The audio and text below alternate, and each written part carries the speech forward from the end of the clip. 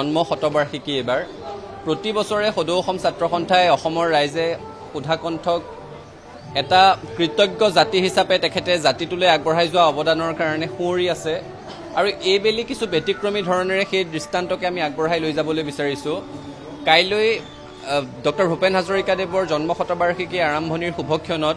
সমগ্ৰ অসমৰ প্ৰতিখন জিলা সদৰত সদৌ অসম ছাত্ৰ সন্থাৰ উদ্যোগত বৰ্ণাঢ্য কাৰ্যসূচীৰে এই শতবৰ্ষৰ আৰম্ভণি উদযাপন কৰা হ'ব আৰু সকলোতে ডক্টৰ ভূপেন হাজৰিকাদেৱক শ্ৰদ্ধাঞ্জলি জনাই 100 গৰাকীকৈ শিল্পী ছাত্ৰ ছাত্ৰী যুৱক যুৱতীয়ে ডক্টৰ ভূপেন হাজৰিকাদেৱৰ মানুহে মানুহৰ বাবে গীতটি সমবেত সংগীত হিচাপে পৰিৱেশন কৰিব আৰু তেখেতলৈ শ্ৰদ্ধা নিবেদিব। গধূলিৰ ভাগত ডক্টৰ ভূপেন হাজৰিকাদেৱে নিজৰ জীৱন্ত কালতে নিজ হাতেৰে উন্মোচন কৰি যোৱা যিটো প্ৰতিমূৰ্তি দীঘলী পুখুৰীৰ পাৰত অৱস্থিত সেই প্ৰতিমূৰ্তিস্থলীত সদৌ অসম ছাত্ৰ সন্থাৰ উদ্যোগত প্ৰতি বছৰৰ দৰে এইবেলিও উদ্দীপনা শীৰ্ষক অনুষ্ঠানটোৰ আমি আয়োজন কৰিছোঁ আৰু এই অনুষ্ঠানত অসমৰ প্ৰতিখনকৈ জিলাৰ একোখনকৈ মহাবিদ্যালয়ৰ শ্ৰেষ্ঠ কণ্ঠশিল্পী, বিশ্ববিদ্যালয়ৰ শ্ৰেষ্ঠ কণ্ঠশিল্পী আৰু আন্তঃ মহাবিদ্যালয় যুৱ মহোৎসৱৰ শ্ৰেষ্ঠ কণ্ঠশিল্পীসকলে গীত পৰিৱেশন কৰিব ডক্টৰ ভূপেন হাজৰিকাদেৱৰ গীত। তাৰ সমান্তৰালভাৱে এই গোটেই বছৰটো ডক্টৰ ভূপেন হাজৰিকাদেৱৰ নামত উদযাপন কৰিবৰ কাৰণে আমি কিছু বৰ্ণাঢ্য পৰিকল্পনা হাতত লৈছোঁ। ছাত্ৰ সন্থাৰ নিজাববীয়া পৰিকল্পনাও আছে আৰু ছাত্ৰ সন্থাই ডক্টৰ ভূপেন হাজৰিকা সাংস্কৃতিক ন্যাসৰ সৈতে যৌথ উদ্যোগতো আমি কেতবোৰ পৰিকল্পনা হাতত লৈছোঁ। এটা ছাত্ৰ সংগঠন হিচাপে আমি ডক্টৰ ভূপেন হাজৰিকাদেৱৰ জীৱন আৰু সৃষ্টিৰ সন্দৰ্ভত এখনি কুইজ প্ৰতিযোগিতাৰ আয়োজন কৰিবলৈ সিদ্ধান্ত গ্ৰহণ কৰিছোঁ।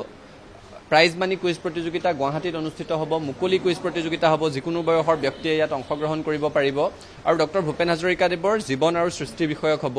তাৰ সমান্তৰালভাৱে তেখেতৰ চিন্তা আৰু চেতনাক লৈ অসমৰ প্ৰতিখন জিলা সদৰত স্থানীয় শিল্পীসকলৰ দ্বাৰা ৰং তুলিকাৰে সৈতে ডক্টৰ ভূপেন হাজৰিকাক উদযাপন কৰিবৰ কাৰণে এক বিশেষ কাৰ্যসূচী আমি হাতত লৈছোঁ আৰু আটাইতকৈ গুৰুত্বপূৰ্ণভাৱে ডক্টৰ ভূপেন হাজৰিকাদেৱৰ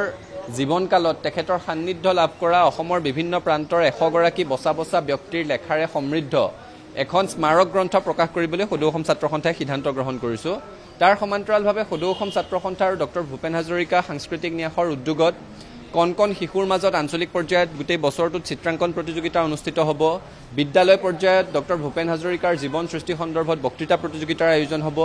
আন্তঃ মহাবিদ্যালয় পৰ্যায়ত কুইজ প্ৰতিযোগিতাৰ আয়োজন হ'ব আৰু বিশ্ববিদ্যালয় পৰ্যায়ত ডক্টৰ ভূপেন হাজৰিকাদেৱৰ গীতৰ পৰ্যালোচনাৰ এক কাৰ্যসূচীৰ আয়োজন কৰা হ'ব। গোটেই বছৰটো ডক্টৰ ভূপেন হাজৰিকাদেৱক একেবাৰে কণ ছাত্ৰ ছাত্ৰীৰ পৰা বিশ্ববিদ্যালয়ৰ পৰ্যায়লৈকে আৰু যিকোনো বয়সৰ মানুহৰ মাজত তেখেতৰ সৃষ্টি, তেখেতৰ জীৱন দৰ্শন, তেখেতে জাতিটোৰ প্ৰতি আগবঢ়াই যোৱা অৰিহণা অৱদানক সোঁৱৰণ কৰিবলৈ উদযাপন কৰিবলৈ আৰু কেতবোৰ বৰ্ণাঢ্য কাৰ্যসূচীৰ আমি পৰিকল্পনা কৰি আছোঁ, যিবোৰ আপোনালোকৰ মাধ্যমেৰে অসমবাসী ৰাইজক সময়ত অৱগত কৰিম আৰু অসমবাসীৰ ৰাইজৰ সহযোগিতা আশীৰ্বাদ কামনা কৰিছোঁ।